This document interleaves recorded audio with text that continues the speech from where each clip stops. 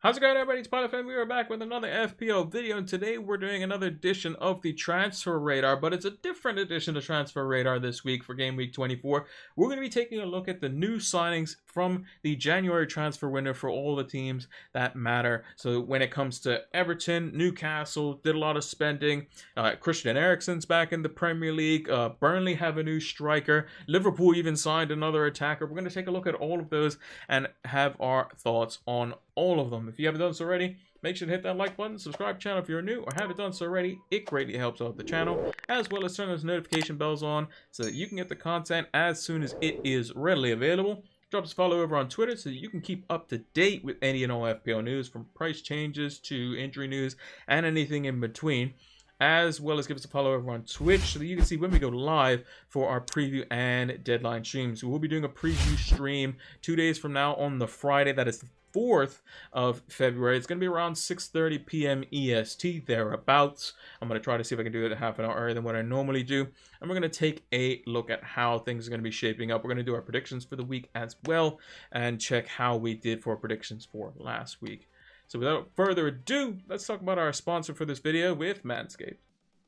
This video is brought to you by Manscape, the best in men's below-the-waist grooming. Manscape offers precision-engineered tools for your family jewels. Manscaped have just launched their 4th generation trimmer, the Lawnmower 4.0, alongside their Performance Package 4.0, which also includes the Weed Whacker hair and nose trimmer for those pesky little hairs that are getting out of hand, the Crop Preserver for anti-chafing to make sure that you are as relaxed at all times, the Crop Reviver for maximum conditioning and toning to make sure your jewels are as buff as possible, disposable shaving mats, as well as the premier travel bag for your on-the-go grooming, and lastly the anti-chafing boxers, which I can personally say are extremely comfortable and keep you cool under the highest amount of pressure.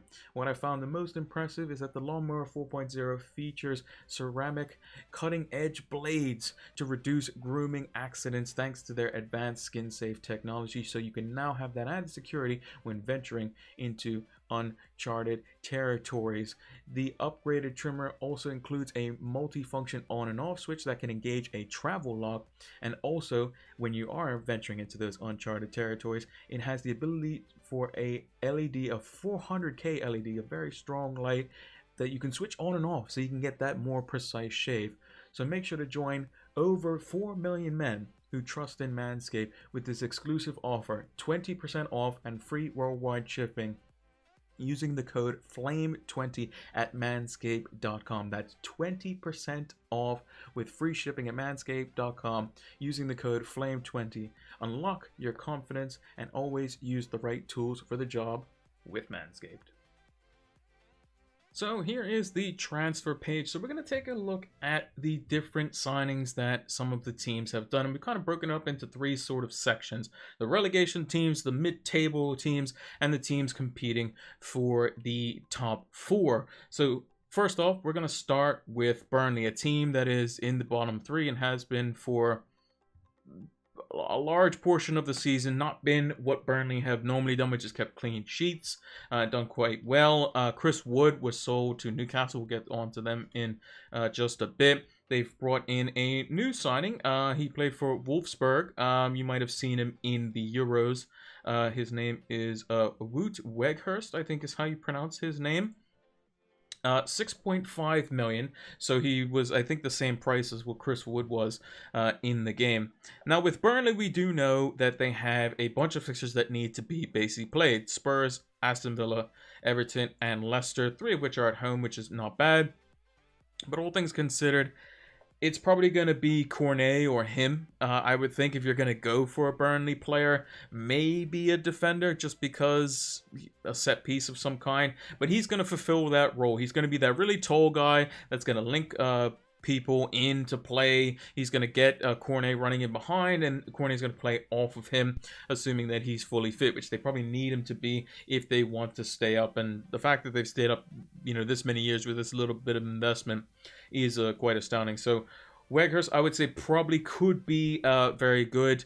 He is a forward in FPL as well, so could alleviate and could be an easy swap from the likes of a King or a Dennis or somebody like that as our third cheaper option. So I'm personally considering him or Cornet going into whenever Burnley have double game week fixtures, and maybe one of the defenders, but we'll have to wait and see on that. Could be a cheaper player that could do quite well. Also could be on penalties as well. And he has done, decently well with those in terms of scoring wise, but he has missed a fair few. So I think it was the stat I saw was he scored 17 penalties and missed 10, which is over 50%, but it's not at the 75% you would expect a rate of them to score at. So be interesting to see who does take the penalties, because it was Chris Wood who took them before. So that's the only real major signing for Burnley, apart from the fact that they lost Chris Wood. Moving on to another potential relegation candidate. I believe they sit in 19th at the moment. That would be Newcastle, the new money team, as it were, the richest club in England. They've made quite a few signings. They've got Matt Targett, formerly of Aston Villa, on loan, so he'll go back to them at the end of the season. 4.7 million. One would certainly play at left back. And Matt Targett's a decent player, a solid player. We're not expecting Newcastle to go out and sign, the crazy player, Mbappe and Neymar and all that sort of stuff. They have to eventually get to that level. And how do they do that? They bring in a couple players on loan, they sign a couple decent players, and they're going to hope to stay up this season, which I think with what they've got in this window, I think they should be able to do that. One of the problems they needed to address was center back, and they've gone and got Dan Burns, someone who's very good in the air, will help them with set pieces, both offensively and defensively. And 4.4 million. We probably know he's going to start, so if Newcastle's defense does get a little bit better, he's probably going to help it out a little bit. Wouldn't be too keen on Newcastle defense unless it was a wingback like Targett, or another signing that we've already seen play this season. As well, if I can find him. There he is, Kieran Trippier. Someone who has a fantastic delivery. Dan Burn could easily be a set-piece target for Trippier now as well as Chris Wood. So you might see the likes of Trippier, get some decent points. You might see him get a few assists before the end of the season, because Newcastle are going to be very attacking under Eddie Howe. They're not going to be very defensive. That's not how Eddie Howe has been throughout basically his entire managerial career. The stint at Bournemouth just shows that. He literally goes attack, attack, attack, and if they concede, they're going to have to try to outscore their opponent, which they will score goals in games. I definitely don't doubt that. They do have the players to do so. In Wilson's back fit, they have St. Maximin. Chris Wood is a proven goal scorer. One of 6 players over the last 4 seasons to score 10 goals consecutively in the Premier League. Kieran Trippier, it's done amazing. At Atletico Madrid, we know his qualities as well in the Premier League. Matt Targett, solid player. Dan Burn, a halfway decent player. So I think that that Newcastle should be good in the attacking area. But one thing that could be very, very important, maybe not necessarily an FPL asset, but Bruno Guimaraes, I think is how you pronounce his name. I may have butchered that up, but Guimaraes, Bruno, I'll call him. He's the I think they paid £40 million for him from Olympique Lyon, and he is going to be crucial in that holding defensive midfield role, something they've been crying out for, just some defensive solidity. He's a decent passer of the ball from what I've heard, what I've seen, and he could provide the likes of a Joe Willock or an Almiron or St. Maximin to be a bit more expressive of themselves and allow them to basically win the ball. At least an extra 5 yards up the pitch is always better than what it was, but it may allow for the likes of St. Maximin to be 5 yards closer to goal, which means more easier attempts on goal for them as well. So he could prove to be not necessarily a great FPL asset, but could enhance the other attacking FPL assets for Newcastle, like St. Maximin, like Wilson, like Chris Wood, even Trippier I'd put in that category. So Newcastle did quite good spending. I think they should stay up with those signings. Another team that has been fluctuating, they're in around the relegation zone at the moment, but I would probably consider them in mid-table as well, would be Everton. Now, they've recently sacked Rafa Benitez, and they've made a few signings of their own. Unfortunately for them, center of defense was not one of them that they chose, but they managed to get Mikalenko, I don't know how to, Vitali, very decent left back. 5 million is probably a bit too expensive for him. Seems to be somewhat attacking, which could bode well for them as a replacement for Luca Digne, which is kind of awkward that They got rid of Luca Digne, and then they sacked the manager who fell out with Luca Digne, so maybe that's a bit bad on their part. But he could be a decent player, but Everton defense just doesn't really excite me, especially with Jordan Pickford in goal. It's into the midfield where they might be able to gain some ground and might have some decent players in there. So one of the players that they've managed to get on loan is Donny van de Beek, someone who hasn't played many minutes at all in the Premier League this season. I mean, you just look at it. He's played 5 minutes, 10 minutes, 45 minutes, 4 minutes, 2 minutes, 1 minute. Just not many at all. So he's going to hope to get more minutes. And I think with Frank Lampard, who is the new manager of Everton, as was announced a day or two ago, he could be looking to play a 4-3-3 system, play 2 attack-minded 8s, and a very solid defensive-minded midfielder. And that could be the likes of Alan. It could be a bit more disciplined role from the likes of Andre Gomes. It could be someone like that. But I think a 4-3-3 is what he's going to go with. And that also coincides with the sign, like the full signing. I think it goes up to potentially 40 million euros or somewhere around that, depending on the likes of performances and targets hit by Dele Alli during his time at Everton. I think it's on a 2.5-year deal. 6.2 million. Wasn't seeing the game time he'd wanted to at Spurs. Seemed to have lost a little bit of motivation and just always just not really the greatest in terms of like what he could have potentially got out of his potential. Kind of used potential twice there, but you get what I mean. He's a very, very talented player. We can see that. We saw what we saw at Spurs, and he was very, very good. Will he help rejuvenate this Everton side on the new manager? Possibly. There's anyone who can make a midfielder a very, very solid player and get more goals from midfield, it's probably going to be Frank Lampard. And he's got 2 fantastic midfielders to do that with Van de Beek and Ali, who could provide the platform for the front men of the likes of Richarlison and Calvert-Lewin to do well up front, depending on where they're stationed. But Calvert-Lewin you would expect to be through the middle. Richarlison will probably play off the left. Not sure who will play off the right, but then you probably expect Dele Alli and the likes of Van de Beek to play in central midfield. So Everton's attack could be quite good. Again, their defense similar to Newcastle, to be honest. Just they're going to need to outscore teams, and I think they can with those players. They are decent enough players to do that. Moving on to a team that I thought would be down near the relegation zone, but not in it. They could get sucked back into it if they're not careful. Is Brentford, but they have made a really, really astute signing.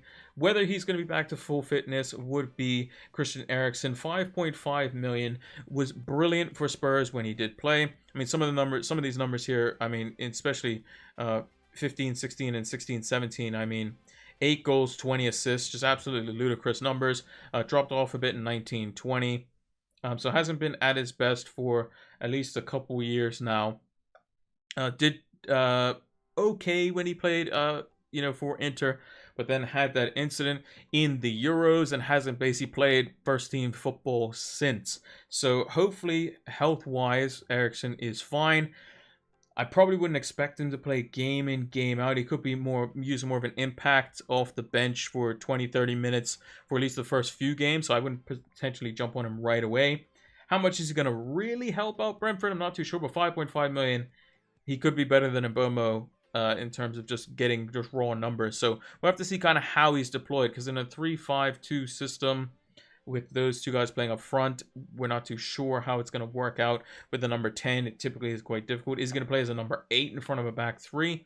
Not too sure, but we'll have to wait and see on that one how he plays out. Obviously, due to the condition that we know has been tested for. Having those issues is not easy to come back from, and could mean that he has more restricted time on his minutes and wouldn't necessarily be the most reliable FPL asset. Now, moving into kind of we kind of did the mid-table. We kind of did the relegation as well, because Everton and Brentford, I kind of considered, I thought Brentford would be just above it. Everton should be around mid-table, even though they're not at the moment. But let's move on to the two last teams that we have here. First, we're going to start off with Spurs. They have made 2 signings, one of which probably won't be necessarily for our FPL teams in Bentancur. A lot more of a traditional box-to-box slash defensive-ish minded midfielder. Doesn't get very many goals or assists, but will help progress the ball from deeper in the midfield, potentially, making the likes of Skip or Højbjerg's place in the team more at risk, which FPL-wise probably won't matter too much. The one that we were really interested in is Kulusevski, I think is how it's pronounced. I think he's a Swedish international.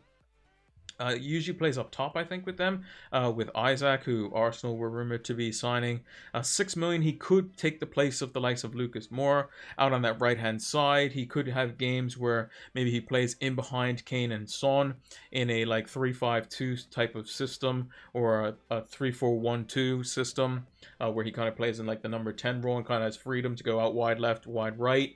That could be a position that he plays in. It's very, very interesting to see what Conte does. Coming from both of these guys, coming from Juventus, and a league that Conte knows very, very well, having played in it and also managed in it for a lengthy spell, he could be very interesting at 6 million. So we have to keep an eye on him as well. And then the last player I wanted to talk about was Liverpool, who brought in Luis Diaz. I think is how you, like, his name is spelled like Luis, but I think it's pronounced like as if it's Lewis. And I don't believe he is in the game at the moment. I don't see him. I do not see him. So I'm just gonna hover over Salah at the moment, because I don't see him unless he's under a different name. I believe he's 8 million, and he is a midfielder. But yeah, I don't see him there. So I'll just hover over Salah for the time being. But I think he's going to come in at 8 million. If I didn't see him, I must be blind. I probably need to fix my glasses. But Salah's probably just as important to this, because with Diaz, he is someone who, I think Andy on Let's Talk FPL mentioned this. Over the last 3 years, he's played one game on the right-hand side, and the rest of his games he's played on the left-hand side, which would mean probably that he's going to be a backup to Sadio Mane. Now, that means it doesn't really affect Salah too much, to be honest, but he's probably going to be playing across the front three. I've seen clips and highlights of him. He's a very, very skilled dribbler with the ball, and he's going to be probably more direct, maybe, than Mane is. Does that mean he's going to be in and around the back post for Trent crosses like Mane does with his head? Probably not. He's going to be a bit more of the... Maybe he's going to be utilized more for in games where they're going to have much less of the ball, and he's going to need to basically do something with the, with it himself. So when they play against City, they'll have much less of the ball. Maybe that's something that they want to use him for. Maybe they might want to use him for when they're playing against low block teams, and he's going to be a bit more effective because he has to, if he beats a man, then it causes them to have to shift out of position to deal with him. But how does this affect Salah? Well, I don't think it affects him too much, because Salah's unlikely to be back for this Leicester game on the 10th of February. Then they have Burnley, they have Norwich, and then they also, I believe, their Champions League game is, I'm not sure if it's in between these two game weeks or it's after the Norwich game, but I do know that there are some reputable sources that say that Liverpool will be having a double game week. So that also comes into our thoughts onto, will Jota get rotated, will Mane get rotated, will Salah get rotated, and Diaz could be one that picks up some of the points if he does well and may play in those games. And also, if Mane, who has already made it to the final of AFCON, and Salah doesn't, maybe Mane gets a little bit more time off, because Salah still has yet to play his game with Egypt. I think they play tomorrow. At the same time as Senegal played today. So that could be an interesting one as well. Diaz, I don't think he's going to be like Jota, where he basically, Firmino is been injured for a decent portion of the season. Mane and Salah, they are pretty much always fit for the most part, and they seem to occupy a lot of the playing time. But that could change, because now that Klopp has options with Jota and Diaz, they could basically be grooming them to become the next front three. They already have Jota, who can play through the middle. They have Diaz, who's going to basically replace Mane by the looks of it. Maybe they're going to keep Salah and they're going to move the other two on. Who knows? We'll have to wait and see on that one. But in terms of the players that I'm interested in, I think potentially Ali and Van de Beek from Everton, if their attack seems to be quite good. Maybe a pair up with my already in place Calvert-Lewin could be quite nice. Also, we were potentially looking at Weghorst, which would make Cornet a better option there as well. If he's on penalties, that could be good. Cornet could be on penalties as well. And if Cornet's on penalties, we're just going to go Cornet over Weghorst in any case there. And then Newcastle, when Callum Wilson comes back, these guys helping out the central of the Central Park, basically with Gimenez and with Burn and the two newly signed fullbacks.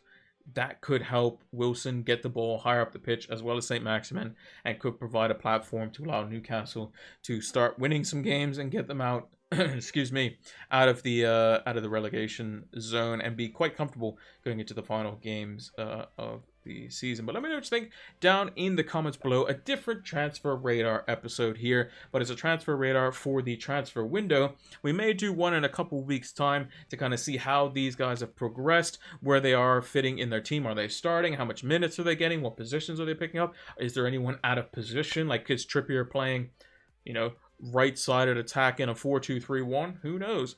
We'll have to wait and see on that one. But let me just think down in the comments below, which players are you keeping an eye on? Which ones you're going to put in your FPL team in the next coming game weeks?